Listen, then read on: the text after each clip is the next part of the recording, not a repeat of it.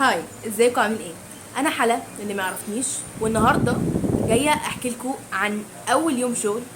الدنيا بتبقى عامله ازاي، الدنيا بتبقى ماشيه ازاي، انا عملت ايه اول يوم شغل. اول حاجه هكلمكم عنها الليله اللي بتبقى قبل اول يوم شغل. بتبقى اصعب ليله انت هتنامها في حياتك، مليانه توتر وتفكير وبكره هعمل ايه، طب لو غلطت، طب لو ما راحت عليا نومه، إيه حاجات مليون حاجه بتيجي في دماغك. عايزه اقول لك انا اول يوم شغل ده، انا من كتر التفكير اللي هو خلاص اللي هو المفروض انام عشان تاني يوم هصحى هبدا الحياه العمليه بقى والدنيا ماشيه ازاي والكلام ده. انا من كتر التفكير معرفش انام، ورحت الشغل مطبقه اول يوم. تخيل اول يوم المفروض بقى تبقى رايح بقى نايم كويس بقى ومش عارف ايه، لا كنت رايحه مطبقه ما شاء الله عليا. ما علينا، خلينا في موضوعنا.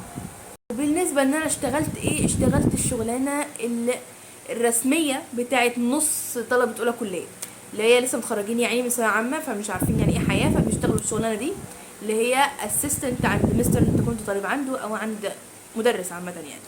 انا عن نفسي اشتغلت اسيستنت عند مدرس الانجليش اللي انا كنت طالبه عنده لسنين كتير جدا، فبحترم الشخص ده جدا، فحبيت ان انا اشتغل معاه يعني وكده. بالتالي اشتغلت في الشغلانه دي كوضع مؤقت يعني، بما اني لسه طالبه في اولى كليه، فلسه معيش اي شهادات، وده الشغل المتاح حاليا يعني. وفي نفس الوقت الصراحه حبيت ان انا اشتغل وانا صغيره وكده، عشان لو احتك بالناس، اتعود على الحياه العمليه، ضغط الشغل، الحياه، اكتسب خبرات في الحياه كده يعني. في نفس الوقت زي ما قلت لكم دي الشغلانه المتاحه حاليا لطالبه اولى كليه لا معاها سكيلز ولا معاها كورسات ولا معاها شهادات ولا اي حاجه، مش معاها غير شهاده ثانويه عامه حرفيا، اللي هي ما بتعملش اي حاجه في الحياه دي. وفي نفس الوقت الصراحه كنت عايزه اتعود على روتين الحياه العمليه في نفس الوقت، عشان لما اتخرج من الكليه ان شاء الله ما يحصليش اللي هو تروما مره واحده كده، اللي هو انا طالعه من الكليه على الحياه كده لوحدي كده ما اعرفش اي حاجه فيها. فده مش صح ابدا يعني. ما حبيتش الموضوع ده خالص، حبيت ان انا يعني اتخطى حاجات كتير قوي ممكن هتحصل في المستقبل يعني. نرجع لموضوعنا الاساسي. تعالوا بقى احكي لكم اول يوم شغل ليا انا كان عامل ازاي. اول يوم ده كنت رايحه ايدي بترتعش، ركبي سايبه، مش شايفه قدامي، كل اللي في دماغي اللي هو يا رب ما اوصلش يعني، يا رب السكه طول، يا سكه طولي تمام. مع اني كنت طالبه هناك مثلا 5 6 سنين، يعني انا طالبه هناك من زمان جدا، بس حسيت ان انا اول يوم اروح انا كاني رايحه المكان ده اول مره ولا كاني عارفه. خلاص بقى وصلت امر الله، فقلت خلاص تماسك عصاي بقى، تمسكت عصاي بقى، خلاص بقى ماشي خلاص. فبدات بقى اعرف هعمل ايه ومش هعمل ايه وكده، والمفروض إيه اللي يحصل، وهكذا الروتين يعني بتاع اول يوم. فكنت عايزه ابان بقى البت البروفيشنال الخطيره بقى من اول يوم بقى. الحمد لله كنت عايزه اعمل كل حاجه صح، عملت كل حاجه غلط ما شاء الله عليا في نفس اليوم. عادي جدا يا جماعه، عادي مفيش اي مشكله خالص. بدات بقى احتك بالناس وطالب رايح مش عارفه مين جاي كده يعني. فانا اليوم ده شفت نوعيات طلبه هبقى اقول لكم عنهم يعني فيديو لوحده، ده محتاجين فيديو لوحده، مش هينفع مع هنا معانا. بجد حسوني ان انا عمري ما كنت طالبه قبل كده، لو انا اول مره اشوف النوعيات دي عامه. تلاقي بقى الطالب المتنمر ده اول حاجه واجهتني في اليوم. لو انت اصلا رايح اول يوم شغل ده مهزوز، يقابلك بقى طالب متنمر حقير بجد. انا رايحه متوتره واللي هو ايه بقى ايه، يقابلني طالبه تتريق على اسمي. يا جماعه هو اسمي فيه ايه، هو اسمي فيه ايه بجد، ليه مليون الف حد يتريق على اسمي يعني، فيه ايه؟ مش كده يا جماعه. لو انا من سذاجتي اصلا خدت الموضوع بهزار، اللي هو اه ما علينا. قالت ايه، هنساها لك او مش هنساها لك الصراحه يعني، ما علينا.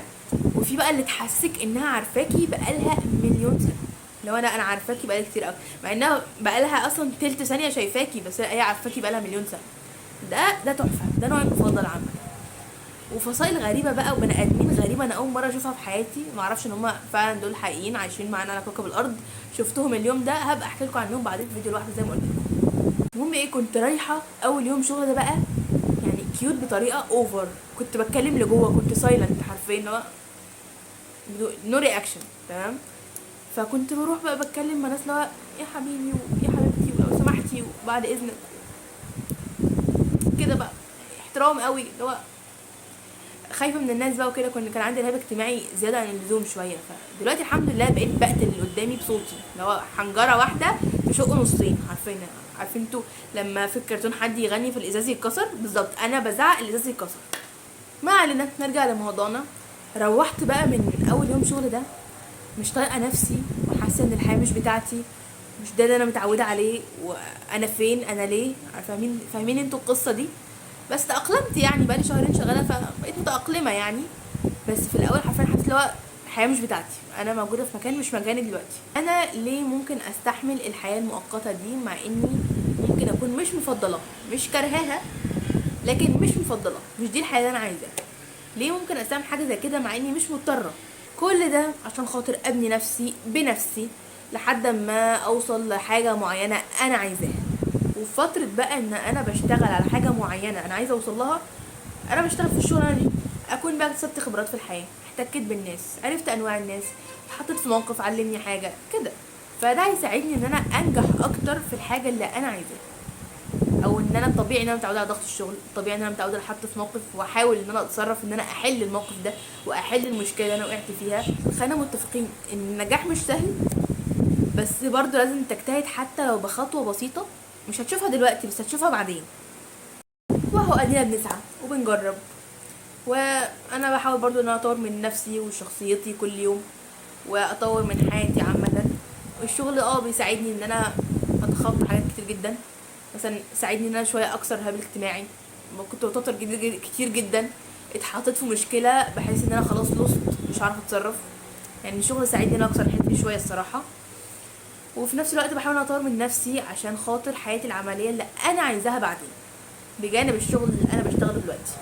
يعني استغلوا كل الفرص يا جماعه، وبلاش دايما تخلوا نفسكم في مربع معين ما تطلعوش منه.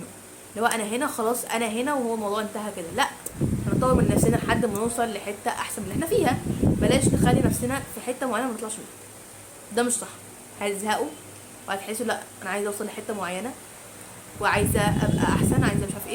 وعايزه اقول لكم بقى كل التوتر اللي انا كنت عايشاه ده في اول يوم شغل ولا كان ليه لازمه ولا اي معنى، ووجعت اعصابي على الفاضي، وهو اليوم عدى وخلص وعادي طبيعي. اول يوم شغل مش عارف حاجه فطبيعي يعني، مش محتاجه انك تبقى متوتر. وبس كده الفيديو بتاعنا خلص لحد هنا. هستناكوا في الكومنتات تقولوا عملتوا ايه اول يوم شغل. تمام، انا مش هقول لكم انا عملت ايه اول يوم وانتوا ما تقولوش، انا بقول لكم اهو، عايزين نشوف المواهب في الكومنتات كلها. يلا بينا. بس كده خلاص. يا رب اكون كنت خفيفه على قلبكم، يا رب تكونوا ما زهقتوش مني. ما تنسوش تعملوا لايك وسبسكرايب للشانل بتاعتي عشان خاطر تشجعوني اعمل فيديوهات جديده. اوكي، بس كده، بحبكم، باي.